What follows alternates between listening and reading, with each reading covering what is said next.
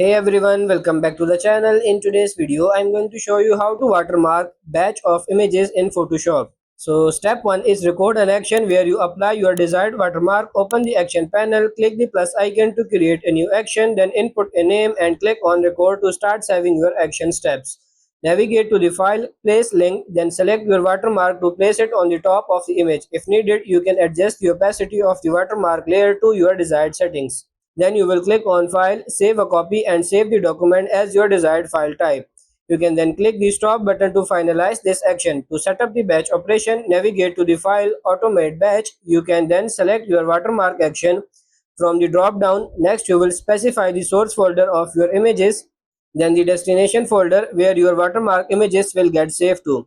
To avoid having pop-ups interrupt the batch process, select these three checkboxes: suppress the file option dialogs, suppress color file warnings, and override actions. Save as commands. Finally, click OK and it will automatically watermark your entire folder of images.